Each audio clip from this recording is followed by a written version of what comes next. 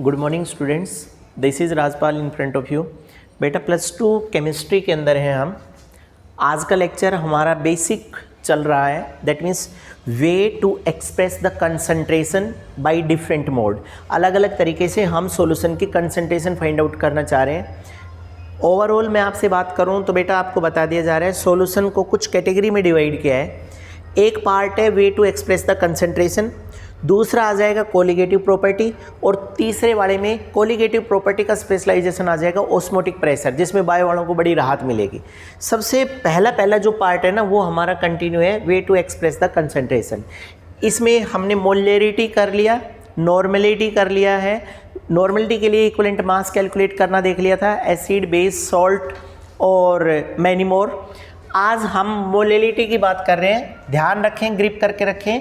Molality, अगर कोई आपसे वैसे पूछे कि जर्नल आप ये बता दो मोलैलिटी क्या है, तो आपको सिंपल इतना बोलना है, molality is the way to express the concentration of a given solution. किसी गिवन सॉल्यूशन की कंसंट्रेशन को एक्सप्रेस करने का मेथड है molality. And molality is denoted by small m। Compare करता हुआ चलूंगा मैं, मोलैलिटी डिपेंड या denoted by capital M, molality denoted by small m। यहाँ पर है number of moles of solute dissolved in 1000 gram. Note करके रखेंगे बेटा, वहाँ पर यहाँ तक डेफिनेशन सेम है। वहाँ बोला जाता था number of moles of the solute dissolved in per litre, यहाँ पर इन 1000 ग्राम वेट की तरफ प्रोसीड कर रहा है। फॉर्मूला देखें तो m number of moles of solute upon weight of the solvent. अगर एक ही टर्म्स में बोलें कि किसी सोल्यूट का मास a ग्राम है, तो फॉर्मूला बनेगा a into 1000 upon mb into b। यहाँ पर जो स्मॉल b है that is the mass of the solvent. ये मास है सोलवेंट का, वॉल्यूम नहीं है आज। तो हमारे पास आएगा, m को मॉडिफाई करूँ तो wb into 1000 upon mb into wa। और हर बार की तरह से मैंने क्या बोला, 9th में 11th में मोलैलिटी कैलकुलेट करवाएगा इस फॉर्मूला से, लेकिन +2 में आपसे mb कैलकुलेट करवाएगा। mb कैलकुलेट करवाएगा तो दूसरा फॉर्मूला आप अपने आप मॉडिफाई कर लेंगे, mb wb upon molality, small m है मोलैलिटी, और इंटू 1000 अपॉन wa। बहुत काम आने वाली हैं ये चीज़ें, ये मोलिकुलर मास निकालने का सेकेंड फैक्टर का। अब देखो गाइज, मोलैलिटी इजी है, नो इश्यू एट ऑल। अब सबसे बड़ी बात यहाँ है, ये बोर्ड में आस्क्ड क्वेश्चन है, बहुत ध्यान से सुनिएगा। Out of molarity and molality which one is the best method and why. मतलब बेटा केमिस्ट्री लैब में अगर आपको किसी सॉल्यूशन को प्रिजर्व करके रखना है, लाइक ऐसे ये बोतल है, इस बोतल के अंदर अगर कोई केमिकल है आपको रखना है, तो आप इस सॉल्यूशन को मोलैरिटी के टर्म में रिप्रेजेंट करना पसंद करेंगे या मोलैलिटी के टर्म्स में। तो जवाब आएगा, कंफ्यूज ना हो please, molality is the best method to express the concentration. एक नंबर में अगर 2 मार्क्स या 3 मार्क्स में पूछते हैं तो जवाब सुनिएगा क्यों। दोनों का फॉर्मूला लिख दो, molarity a into 1000 upon molecular mass into v, ये आ गया। और मोलैलिटी की बात करें तो a into 1000 upon molecular mass into wa। यहाँ पर नोट करके रखेंगे wa वेट, यहाँ पर वॉल्यूम। और गाइज एक बात बोलूँ, बीइंग ए केमिस्ट्री स्टूडेंट आप लोगों को बताया गया है volume is directly proportional to temperature. Volume temperature के साथ डायरेक्टली प्रोपोर्शनल है। As the temperature of the weather get be change rapidly या randomly, the volume also get be change there. और वॉल्यूम मोलैरिटी के साथ इन्वर्सली प्रोपोर्शनल है। अगर volume change हुई तो बेटा मोलैरिटी भी चेंज होगी। इसका मतलब ये चीज़ें फिक्स नहीं होती। मतलब केमिस्ट्री लैब में कोई भी सॉल्यूशन अगर मोलैरिटी की टर्म में अलमीरा में रखा हुआ है, तो अलमीरा में रखे रखे उसकी कंसंट्रेशन चेंज हो जाएगी, गर्मी में अलग, सर्दी में अलग। क्यों? क्योंकि टेम्परेचर वेरी करेगा, टेम्परेचर वेरी करेगा, वॉल्यूम करेगी, वॉल्यूम मोलैरिटी के साथ इन्वर्सली प्रोपोर्शनल है। बट यहाँ पर देखो मोलैलिटी वेट, और सबको पता है weight is independent of a temporal factor, किसी भी टेम्परेचर या टेम्पोरल फैक्टर्स के ऊपर डिपेंड करता ही नहीं। वेदर के अंदर कैसी भी कंडीशन रहे वेट उतना ही रहेगा, वेट कांस्टेंट रहेगा तो मोलैलिटी भी constant. So best method to express the condition या concentration is the molality. Molality बहुत अच्छा है, ये क्वेश्चन पूछा गया है दोनों का फॉर्मूला लिख दें।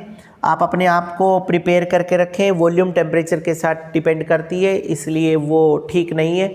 वेट कभी नहीं बदलता, इसलिए वो कांस्टेंट है। नेक्स्ट आइए बेटा, मोल फ्रैक्शन। मोल फ्रैक्शन वैसे तो +1 में भी पढ़ा था आपने, एक बार दोबारा से देखो। Mole fraction of a component is equal to the number of moles of that component divided by the total number of moles of all component. बेटा number of moles of that component divided by the number of moles of all component. एक simple बात बोलूं, आप अगर एक coed class के अंदर बैठे हुए हैं, दैट मीन्स गर्ल्स और बॉयज, आप एक बॉय को खड़ा करो, एक स्टूडेंट यहाँ आएगा, मेल है वो, आप क्या बोलेंगे, number of moles of that boy is equal to number of moles of total girls plus number of moles of total boys, दोनों के नंबर से डिवाइड कर दो। देखो अगर XA निकालना है NA upon NA plus NB, girls और बॉयज दोनों का फैक्टर। अगर मान लो सपोज करो वापस लेना है, किसी दूसरे का लेना है, XB का निकालना है, NB upon NA plus NB। बच्चा अब आप या हम लास्ट में वहीं पहुंचेंगे क्योंकि हमारा टारगेट न्यूमेरिकल है। इसलिए एक बात तो ये देखो बेटा, XA plus XB is equal to 1 whole factor है, दैट मीन्स टोटल फ्रैक्शन हमेशा 100% आएगा और वो हमारा 1 के बराबर है। वाइस वर्सा में चेंज कर दो, XA ये उधर जाएगा तो 1 माइनस XB और XB is equal to 1 minus XA।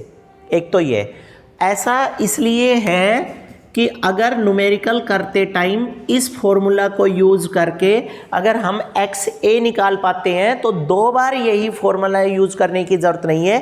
XA की वैल्यू आ गई, आपको 1 में से XA की वैल्यू को सब्ट्रैक्ट करने देना तो सीधा XB की वैल्यू आ जाएगी। अब सबसे बड़ी बात, NA और NB किसके बराबर है? 9th क्लास में केमिस्ट्री की टीचर बोलती थी बेटा number of moles weight by molecular mass, number of moles of A weight of A upon molecular mass of A, और NB WB बाई MB। अब सबसे इंपॉर्टेंट बात देखिएगा कि अगर सपोज करो गाइज ये वाला फॉर्मूला है XA, आप XA के अंदर अगर अपने आप को प्रिपेयर करेंगे तो आप क्या करेंगे, जो सबसे क्रिटिकल बातें हैं उसको देखिएगा। तो हम अगर यहाँ जाएं,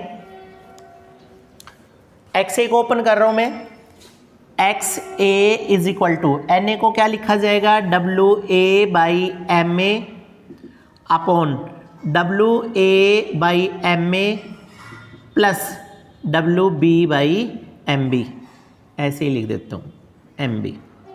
दिस इज द वे। अब आपको क्या करना है, अब ये वाला मेथड से XA मोल फ्रैक्शंस निकाल दिया आपने, XA WA by MA, NA की वैल्यू रख दी, नीचे NA की वैल्यू रख दी। और ये प्लीज़ ध्यान रखिएगा बेटा WA बाई MA से WA बाई MA काटते नहीं आप, वैल्यू रखेंगे। और यहाँ सबसे इंपॉर्टेंट बात, स्टार यहाँ पर स्टार लगा दिया है। कभी कभी अगर आपको वैसे एक्सपीरियंस से हो जाएगा, न्यूमेरिकल में अगर स्टेटमेंट देता है अगर कंसंट्रेशन ऑफ सोल्यूट 3% से भी कम है, 3% से भी कम है अगर सोल्यूट आपका, इसका मतलब आपका सोल्यूट 3% से कम है। ऐसे सॉल्यूशन जो तैयार होते हैं उनको हम डाइल्यूट सॉल्यूशन बोलते हैं। द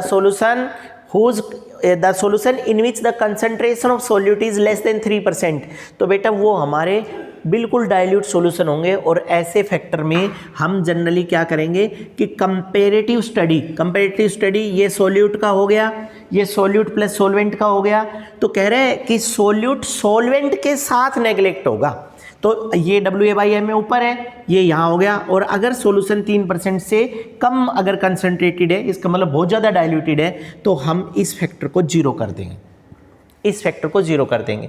अगर ये फैक्टर जीरो कर दिया, नेक्स्ट वीडियो में भी ये ओपन होगा, तो हमारे पास आएगा WA बाई MA और नीचे हमारा यहाँ है WB और ये चला जाएगा ऊपर MB, ये वाला फॉर्मूला बन जाएगा XA WA बाई MA और MB बाई WB। तो in this way we can capable to calculate the XA। और आपको अभी बोला गया है आपको अल्टीमेट निकालना है XA है, XA निकल गया 1 माइनस XB कर देंगे तो आपका आ जाएगा। गाइज ये स्क्रीनशॉट लेना पड़ेगा आपको मिड पॉइंट पे दोबारा से। आज की वीडियो का last point PPM, very very important, बहुत बार बोला जाएगा। कोल माइंस के अंदर न्यूमेरिकल तैयार है, नेक्स्ट वीडियो में हम वही करेंगे। अक्सर आता है न्यूमेरिकल्स, कॉम्पिटिटिव एग्जाम्स में भी आता है कोल माइन वाला।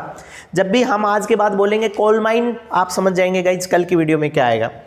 PPM पार्ट्स पर million, That means if the solution is very very dilute, then the concentration is expressed in ppm. 1 marks का क्वेश्चन बोर्ड में रिपीट है. ppm method is use in what condition? कौन सी condition में आप ppm factor को use करेंगे? मतलब इसका मतलब ये हुआ ppm जो मेथड है, way to calculate the concentration, ये सामान्यतः यूज नहीं होता. ये एक पर्टिकुलर कंडीशन में यूज होगा कि अब हमें ये सॉल्यूशन मिला है तो हम इसको इस वे से रिपोर्ट कर पाएंगे. तो वो कब होगा? उसके लिए बोल दिया है if the solution is very very dilute. अगर आपका सॉल्यूशन बहुत डाइल्यूट है, ऐसी कंडीशन में आप अगर उसकी कंसंट्रेशन को मेजर करना चाहते हैं तो उसकी कंसंट्रेशन ppm ऑर्डर से मेजर होगी. अब ppm से करने की कंडीशन पता चल गई कि ppm कब यूज होगा. अब इसमें बोल रहे हैं mass of the solute present in million part of the mass of the solution. मतलब सोल्यूट अगर 1 लाख सोलवेंट पार्टिकल है या सॉल्यूशन है, सॉल्यूशन 1 लाख पार्ट है, 1 लाख में एक कॉमन एग्जांपल दूं, एक बकेट अगर पूरी पानी की भरी हुई है, उसमें आप शुगर का 1 क्रिस्टल डालो, यानी कि चीनी का 1 दाना. बेटा अगर बाल्टी पहले पूरी बकेट पानी की भरी हुई थी, आप किसी से भी पूछेगा क्या वो मीठी है, तो जवाब आएगा नहीं. उसमें 1 शुगर का पीस डाल करके चेक करो, अब भी पानी मीठा नहीं है, लेकिन आप ये नहीं कह सकते कि उसमें शुगर नहीं है. लेकिन क्यों नहीं डिटेक्ट हो रही? क्योंकि ऐसी कंडीशन में इस तरह के सॉल्यूशन में कंसंट्रेशन कितनी है? ppm ऑर्डर के अंदर है, यानी कि सॉल्यूट का एक पार्ट 1 लाख या उससे भी ज़्यादा में है. हम अगर ppm निकालेंगे एक ही, तो एक ही अगर ppm आएगी तो mass of solute of A upon mass of solution multiplied by 10⁶ million part में. फॉर्मूला बहुत इंपॉर्टेंट है. ppm ऑर्डर कंसंट्रेशन है, mass of solute of A upon mass of solution multiplied by 10⁶. In this way we can capable to calculate the concentration of all things. Guys आज की video में हमने वो maximum वे complete कर लिए जिनसे हम कंसंट्रेशन एक्सप्रेस करते हैं. आप एक बार स्क्रीनशॉट ले लें बेटा, और कोशिश करें कि जो भी मेथड आप यूज़ कर रहे हैं कम्युनिकेशंस के, उन पे शेयर कर दें चैनल को. ऊपर लिखा हुआ है Rajpal sir classes. Thank you.